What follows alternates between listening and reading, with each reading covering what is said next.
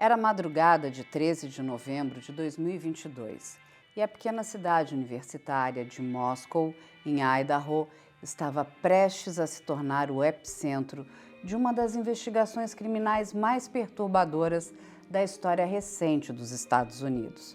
Uma residência localizada na King Road, frequentada por estudantes da Universidade de Idaho, tornaria-se palco de um crime brutal, com 4 jovens assassinados de forma violenta e sem qualquer aviso. Cale Gonçalves, Madison Mogen, Zina Kernodle e Ethan Chapin foram encontrados mortos a facadas, em uma cena que deixaria policiais veteranos perplexos, incapazes de compreender a frieza e a meticulosidade do assassino.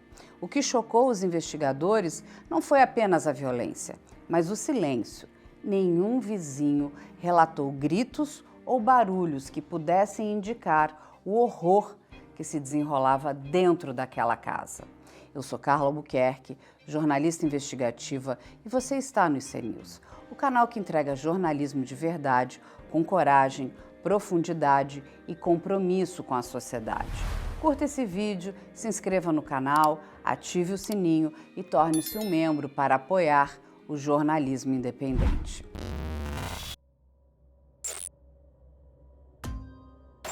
A polícia local, despreparada para lidar com a repercussão que viria, iniciou uma investigação cercada de perguntas e poucas respostas. Como um assassino poderia invadir uma casa com várias pessoas e atacar todos sem que ninguém escapasse ou alertasse as autoridades? Porque 2 moradoras da casa foram poupadas naquela noite. E talvez a questão mais inquietante: quem seria capaz de tamanha brutalidade? À medida que a imprensa nacional chegava à pequena Moscow, os detalhes do crime começaram a emergir, mas com muitas contradições. Nos primeiros dias, a polícia chegou a afirmar que não havia risco iminente para a comunidade, insinuando que se tratava de um ataque direcionado. Essa declaração, no entanto, foi questionada por moradores e jornalistas, já que o suspeito ainda não havia sido identificado. Se não há risco, então quem fez isso? Ele ainda está por aí? Questionavam os residentes, temerosos de que o assassino pudesse atacar novamente. Relatos posteriores indicaram que a casa não tinha sinais de arrombamento e que as vítimas provavelmente estavam dormindo quando foram atacadas. Testemunhos de pessoas próximas sugerem que Cale e Mary estavam no andar superior, enquanto Zina e Ethan, que não morava ali, mas era namorado de Zina, estavam no 2º andar. No 1º andar, 2 colegas de casa dormiam em seus quartos e sobreviveram. Uma delas chegou a relatar ter visto uma figura mascarada sair da residência, mas, em estado de choque, só chamou a polícia horas depois. Um detalhe que gerou polêmica e discussões intensas nas redes sociais.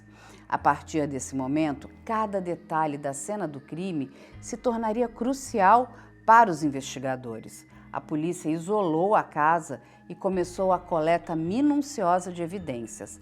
Foram encontradas pegadas, fios de cabelo e, sobretudo, uma bainha de faca militar K-Bar, deixada propositalmente ou esquecida ao lado dos corpos de Cale e Mary. Esse pequeno objeto se tornaria a peça-chave para identificar o principal suspeito, mas ainda demoraria semanas para que a conexão fosse feita. No início, a investigação parecia não avançar e a pressão da opinião pública crescia. Enquanto isso, familiares das vítimas iniciaram uma luta incansável por respostas. A família Gonçalves, em especial, criticou abertamente a lentidão da polícia, convocando entrevistas coletivas e pressionando autoridades locais. Eles queriam saber quem poderia ter seguido Cale, já que, segundo relatos da família, Ela acreditava estar sendo observada nas semanas anteriores ao crime. Essa pista, ignorada no início, ganharia força mais tarde, quando os investigadores encontraram registros de celular mostrando que o suspeito havia circulado várias vezes pela casa das vítimas antes da noite fatídica.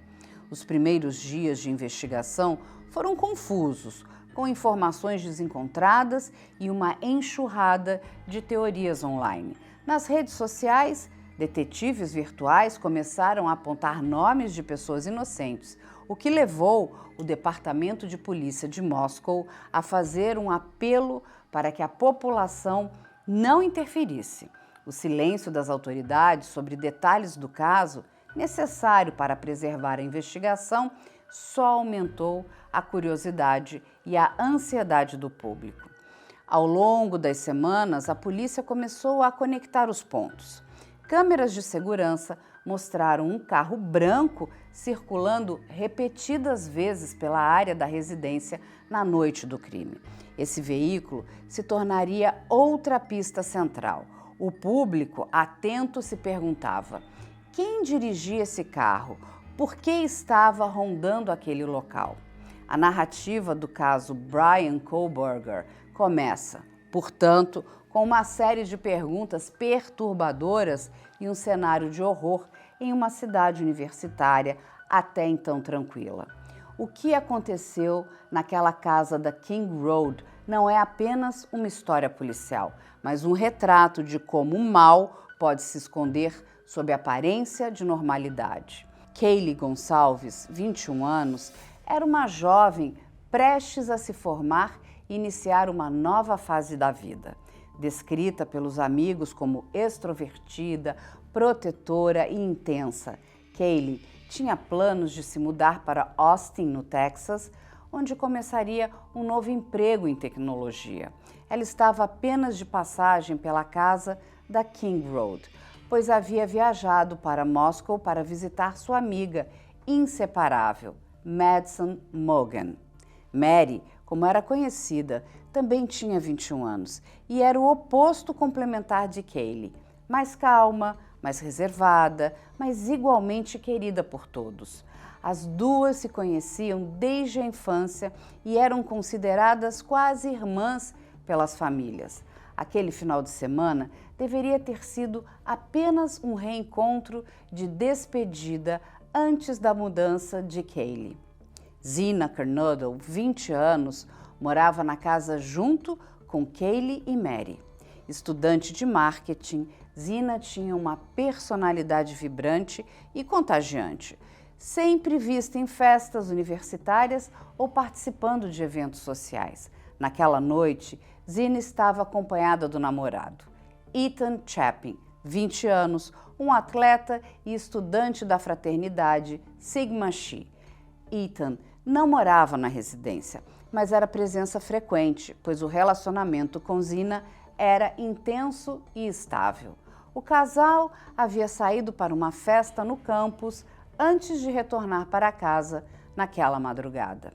A linha do tempo daquela noite é crucial para entender o caso. Segundo os registros obtidos pela investigação, Kaylee e Mary saíram juntas para um bar popular da cidade, chamado Corner Club, por volta das 10 da noite. Foram vistas conversando com amigos e, posteriormente, captadas por uma câmera de segurança em um food truck próximo, pedindo comida antes de pegarem carona para casa, por volta das 1h45 da manhã. Zina e Ethan, por outro lado, estiveram em uma festa da Sigma Chi e voltaram à residência cerca de meia hora antes. As duas colegas de quarto que sobreviveram, Dylan Mortensen e Bethany Funkin, chegaram a ouvir alguns barulhos, mas nada que as fizesse imaginar o horror que estava prestes a acontecer. Um detalhe que intriga até hoje é a cronologia entre 4 da manhã e 4h25, período em que, segundo a polícia, o ataque ocorreu.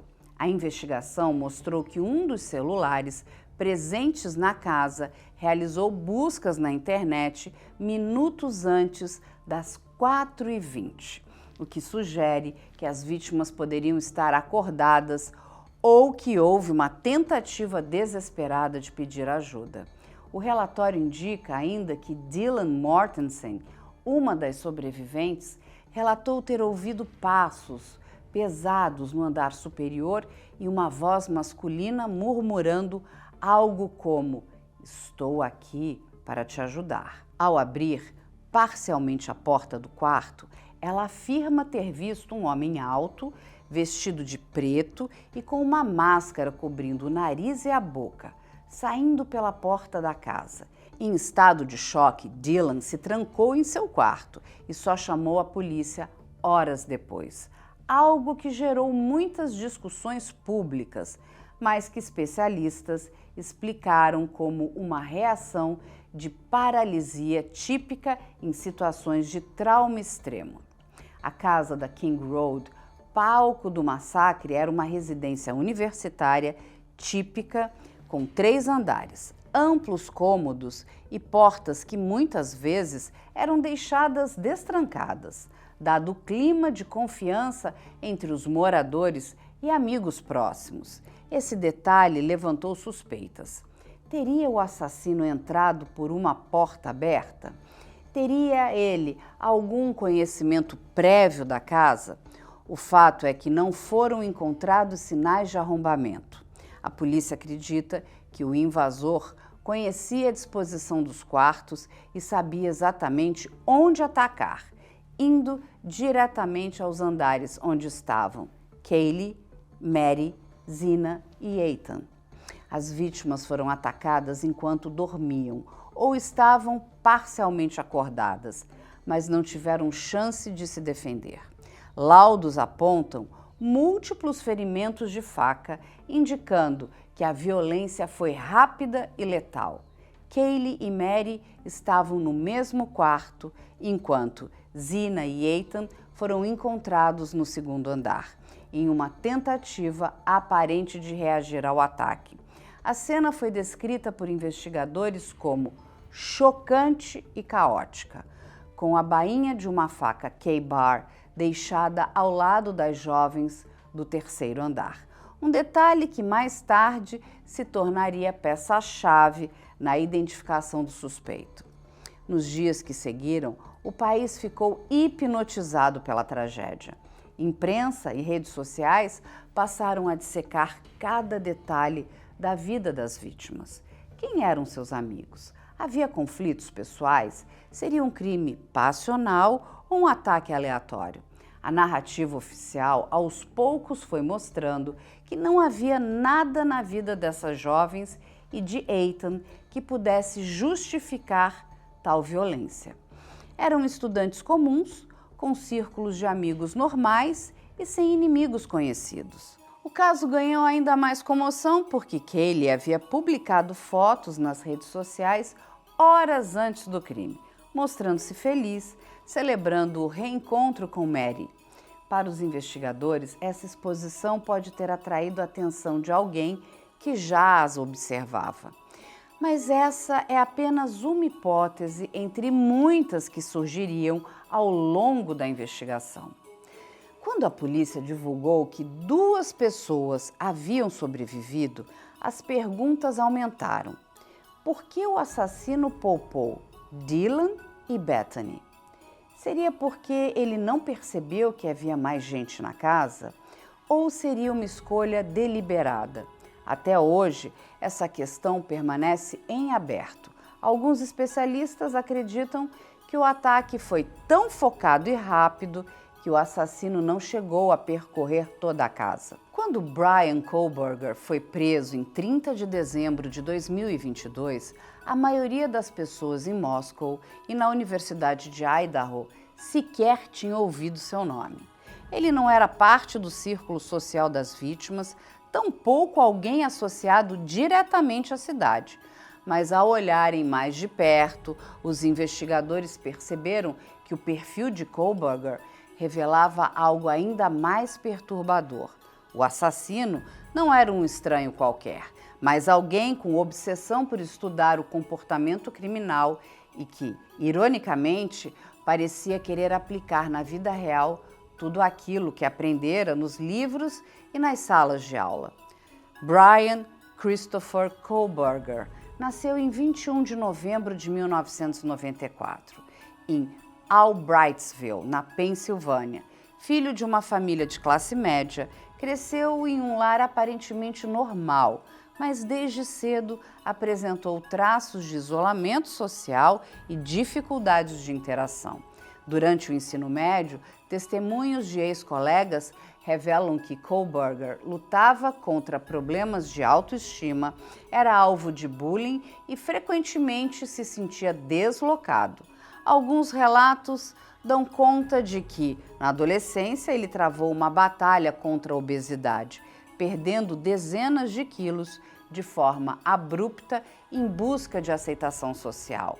Esse processo, segundo especialistas, pode ter alimentado uma personalidade obcecada por controle e aparência. Ele estudou no Northampton Community College e, posteriormente, na DeSales University, onde concluiu o mestrado em Justiça Criminal. Em seguida, ingressou no programa de doutorado em Criminologia da Washington State University, em Pullman, a poucos minutos de carro de Moscow, Idaho. Seu histórico acadêmico impressionava professores, mas muitos colegas o descreviam como estranho e socialmente desconfortável. Uma ex-colega relatou à imprensa que Kohberger tinha um jeito de encarar as pessoas, um olhar fixo que causava desconforto, algo que posteriormente a defesa atribuiria ao espectro autista. Nos bastidores, havia sinais de que Kohberger nutria um interesse quase doentio por crimes violentos. Ele conduziu pesquisas acadêmicas em que pedia a ex-presidiários que descrevessem suas emoções durante os crimes.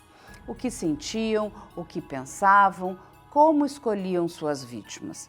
Para alguns especialistas, essa pesquisa pode ter sido menos um trabalho acadêmico e mais uma tentativa de entender e se identificar com mentes criminosas.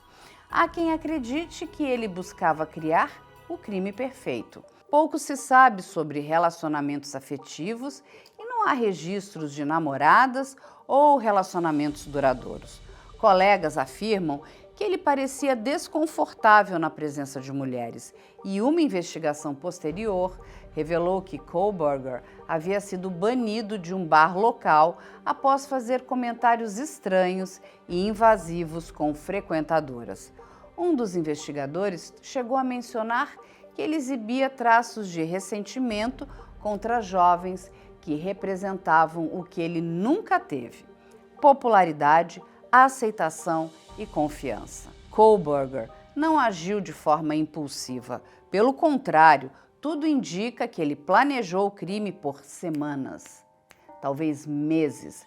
Registros de celular mostraram que ele esteve perto da casa das vítimas ao menos 12 vezes antes da noite dos assassinatos, como se estivesse mapeando a rotina dos moradores. Essa conduta é típica de indivíduos que buscam controle absoluto sobre a situação, escolhendo o momento e a forma de atacar com mínima margem para imprevistos.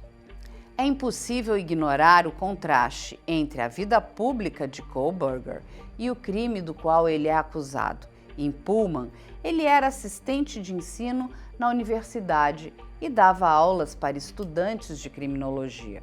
Ironia ou não, seus alunos relataram que ele era extremamente rígido ao corrigir trabalhos e, após os assassinatos, mudou repentinamente de comportamento, passando a dar notas altas e sem comentários, como se estivesse alheio a tudo. Para os investigadores, essa mudança de postura foi mais um sinal de que ele estava tentando se distanciar do que tinha feito. A virada na investigação do caso Idaho veio quando a ciência forense entrou em cena. Entre dezenas de pistas recolhidas na casa da King Road, uma se destacou: a bainha de uma faca K-Bar, deixada ao lado dos corpos de Kaylee Goncalves e Madison Mogen.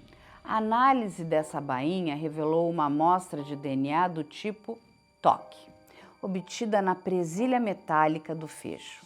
Essa evidência se tornaria a principal arma da promotoria contra Bryan Kohberger.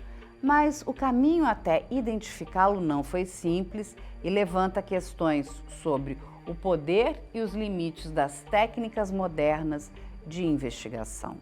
Nos primeiros dias após o crime, os investigadores trabalharam com pouco material genético útil.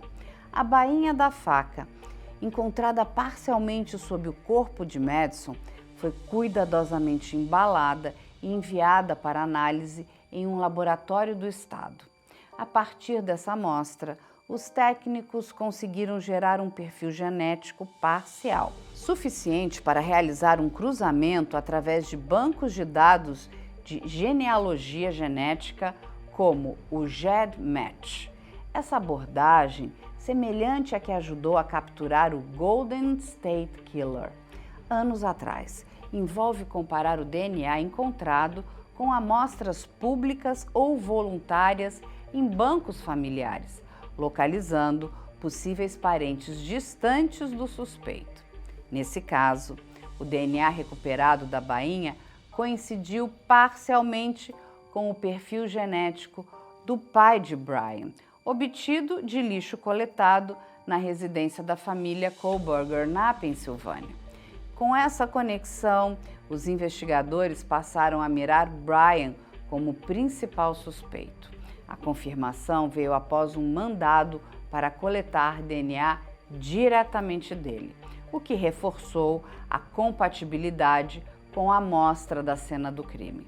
Ainda assim, a defesa de Kohberger questionaria vigorosamente a admissibilidade dessa prova, alegando que a coleta sem mandado inicial e o uso de bancos de dados de genealogia violavam o direito à privacidade. A investigação digital também foi decisiva. Registros de torres de celular mostraram que o aparelho de Kohberger esteve na área da casa das vítimas em pelo menos 12 ocasiões nos meses anteriores ao crime, muitas delas em horários noturnos, o que sugere vigilância prévia. Na noite dos assassinatos, dados de geolocalização mostraram que seu celular ficou inativo entre 2h47 e 4h48, exatamente o intervalo em que os ataques ocorreram. Para os promotores, esse apagão do celular foi uma tentativa deliberada de não deixar rastros. Mas não foi só o DNA e os dados de celular que apontaram para Kohberger. Câmeras de segurança captaram um sedã branco, compatível com um Hyundai Elantra 2015, circulando repetidas vezes próximo a King Road. Na madrugada do crime, esse carro era idêntico ao registrado em nome de Kohberger. Um vídeo mostra o veículo passando pelo bairro 4 vezes antes de estacionar em um ponto cego às câmeras por volta das 4 horas, horário em que o ataque teria começado. A análise dos padrões de tráfego foi fundamental para convencer os investigadores de que estavam lidando com alguém que conhecia bem a área e estava realizando uma ação premeditada. Dias após os assassinatos, vizinhos e colegas notaram que Kohberger parecia tenso e estava obcecado em manter seu carro limpo. Relatos apontam que ele usava luvas cirúrgicas para limpar o veículo em uma garagem, evitando deixar digitais. Para os investigadores, isso foi interpretado como um indicativo de que ele sabia que qualquer rastro poderia ser fatal. Imagens de câmeras no campus da Washington State University mostraram o Hyundai Elantra chegando ao estacionamento do prédio de Kohberger poucas horas após os homicídios. Os investigadores acreditam que ele descartou roupas e possivelmente a arma usada no crime, que até hoje não foi encontrada. A ausência da faca é um dos pontos que a defesa usa para argumentar que não há prova física direta ligando Kohberger ao ato em si, apenas a bainha. A força do DNA como prova tem sido debatida intensamente. Embora a amostra da bainha seja considerada um match confiável com Kohberger, críticos alertam que se trata de um DNA de toque, fragmentos de células deixadas ao manusear objetos, que podem ser transferidas de forma indireta. A defesa pode alegar que a bainha foi contaminada ou até plantada. Não basta ter DNA, é preciso contextualizá-lo com outros elementos para construir um quadro consistente, explicou um analista forense ao Court TV. Por outro lado, promotores sustentam que a bainha foi encontrada em um local onde apenas o agressor poderia ter estado, junto às vítimas, tornando a coincidência praticamente impossível de ser inocente. Além das provas físicas e digitais, investigadores analisaram o comportamento online de Kohberger. Ele teria feito buscas por detalhes do caso e estudado horários e hábitos de potenciais vítimas. Essa investigação cibernética, porém, permanece em sigilo, já que envolve dados pessoais e informações coletadas com mandados. Fontes indicam que foram recuperadas pesquisas sobre como cometer crimes silenciosos e como evitar deixar rastros digitais. Mas essas informações ainda não foram oficialmente divulgadas em tribunal. Quando todas essas peças, DNA, celular, carro e comportamento, foram reunidas, o quebra-cabeça começou a se completar. As autoridades decidiram agir no final de dezembro de 2022, quando a vigilância mostrou que Kohberger estava limpando intensamente seu carro e prestes a deixar a região.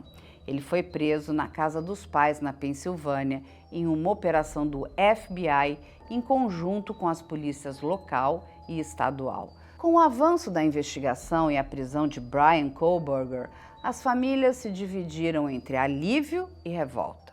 O alívio veio da confirmação de que um suspeito havia sido identificado e preso, o que reduziu o medo de que o assassino ainda estivesse à solta. A revolta, no entanto, recaiu sobre a perspectiva de que o julgamento seria longo, cheio de apelos legais e tentativas da defesa de desqualificar as provas. Steve Gonçalves afirmou após a prisão de Kohberger: "Isso não acaba aqui. Não vamos deixar que ele escape da justiça. Queremos que cada detalhe venha à tona para que todos saibam o que ele fez." Um dos momentos mais marcantes aconteceu nas audiências prévias ao julgamento, quando familiares das vítimas compareceram em peso ao tribunal. Eles olharam diretamente para Kohberger, buscando algum sinal de arrependimento, mas o acusado permaneceu impassível, sem qualquer expressão. Com o anúncio do acordo judicial em 2025, que retirou a pena de morte em troca da confissão de Kohberger, os sentimentos voltaram a se dividir. Enquanto os pais de Ethan Chapin e os familiares de Mary expressaram alívio por não terem que enfrentar um julgamento longo e doloroso, a família Gonçalves ficou profundamente insatisfeita. Steve Gonçalves afirmou em rede social: "A vida da minha filha vale mais do que qualquer acordo. Ele tirou 4 vidas e deveria pagar o preço máximo." Já Ben Mogan disse: "Saber que não teremos que passar por um julgamento público é um alívio. Podemos tentar seguir em frente." O Ministério Público do Condado de Latah foi liderado pelo experiente promotor Bill Thompson, no cargo desde 1992. Thompson, conhecido por sua postura reservada e firme, foi o responsável por apresentar o caso ao grande júri, que indiciou Kohberger por 4 acusações de homicídio em primeiro grau e uma de invasão de domicílio com intenção criminosa. Desde o início, Thompson deixou claro que buscaria a pena de morte, dada a brutalidade e ao número de vítimas. Essa decisão se baseou em agravantes previstos na legislação de Idaho, como a crueldade dos assassinatos e o fato de haver múltiplas vítimas. Na defesa, Kohberger contou com a advogada Ann Taylor, chefe da Defensoria Pública do Condado de Kootenai. Com experiência em casos de grande repercussão e em estratégias para evitar sentenças capitais, desde a primeira audiência, Ann Taylor adotou uma abordagem agressiva, questionando cada prova apresentada pela acusação. Uma das suas principais frentes foi tentar anular a prova de DNA encontrada na bainha da faca, alegando que a coleta e o uso de genealogia genética levantavam dúvidas sobre a legalidade do procedimento. Para a defesa, a amostra era fraca, por ser um DNA de toque, facilmente contaminável. Outro momento de destaque foi quando a defesa solicitou uma audiência franks. Franks é um procedimento jurídico que permite contestar a validade de um mandado de busca. A defesa alegou que o mandado de busca do carro e do apartamento de Kohberger estava baseado em inferências frágeis, especialmente na ligação entre o Hyundai Elantra e os assassinatos. O juiz, no entanto, rejeitou o pedido, afirmando que os promotores apresentaram provas suficientes para justificar a investigação. Nos bastidores, houve também uma disputa acirrada sobre a seleção do júri. A defesa argumentou que seria impossível encontrar jurados imparciais em Moscou, devido à intensa cobertura da imprensa e à comoção local.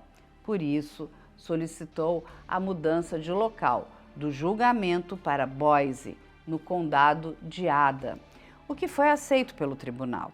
A transferência do caso buscava um painel de jurados menos influenciado pela narrativa da mídia e pelas conexões pessoais com as vítimas. O juiz responsável, Stephen Hippler, tornou-se uma figura central no caso.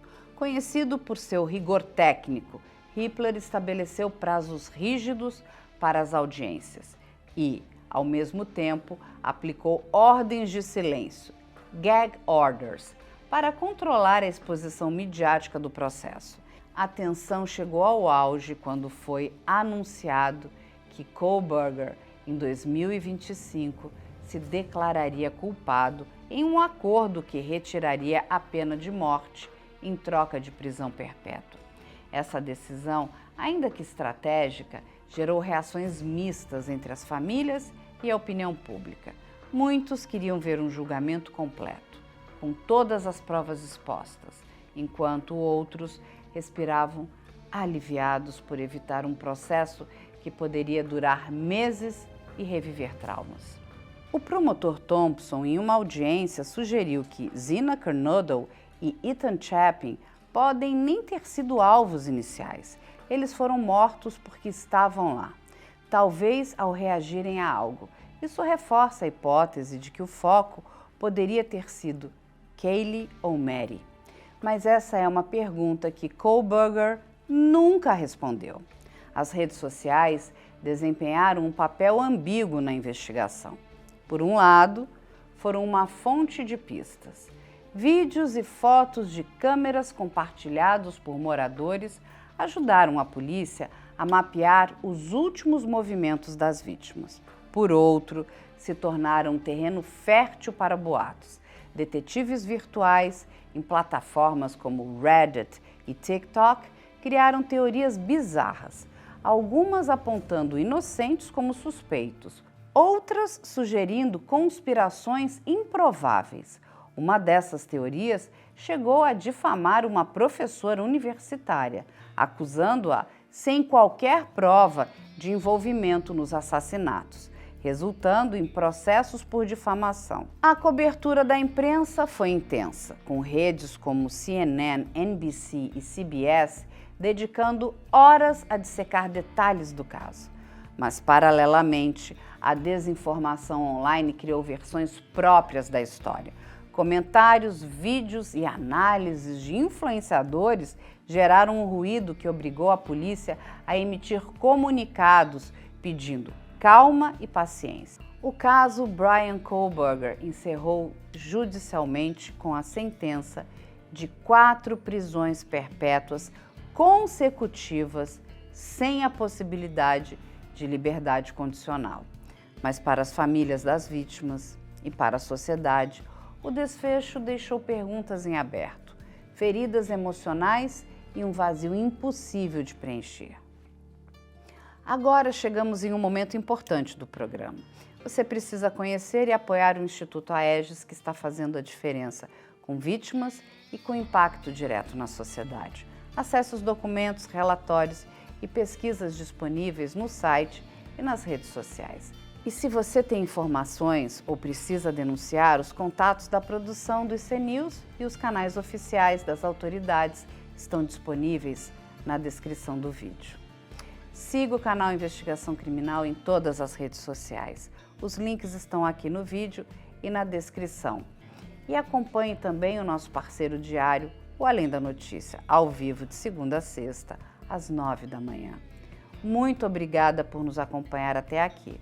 A gente espera você para uma nova investigação no próximo IC News.